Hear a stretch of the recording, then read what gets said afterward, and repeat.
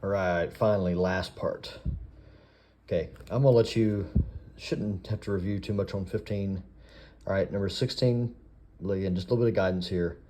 All right, what do you notice about angle ABC and CBD?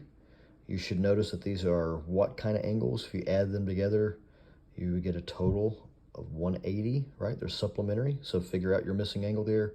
You're just gonna write an equation, x plus 135 equals 180, and then solve the equation.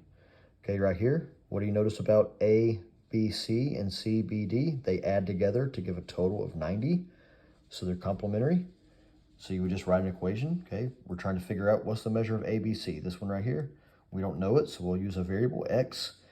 X plus 27 equals 90, and then solve for x.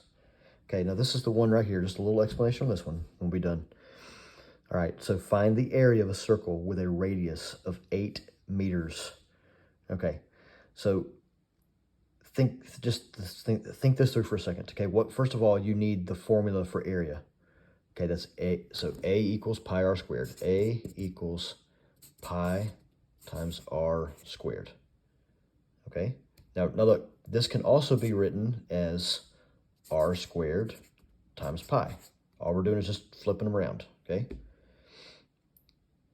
Same thing. It's just like saying 3 times 2 is the same thing as 2 times 3. Okay, we're just flipping around. Commutative property tells us we can do that.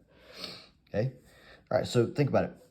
Which one of these shows the radius? So it tells us the radius is 8 meters. Which one of these shows us the radius squared being multiplied by pi? Which one shows us the radius squared being multiplied by pi? I mean, is 16 8 squared? No, that's 8 times 2. Is 24 8 squared? That's 8 times 3. Ah, is 64 8 squared? Yes.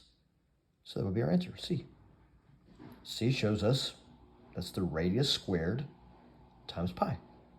Okay, now look at the circumference. It says, look at part B, find the circumference of a circle with a radius of 8 meters.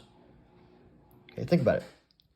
What are you multiplying by in the circumference formula? C equals pi times d. Or we could say d times pi, either one. Commutative property, we can switch those around, no problem. Okay, now think about it.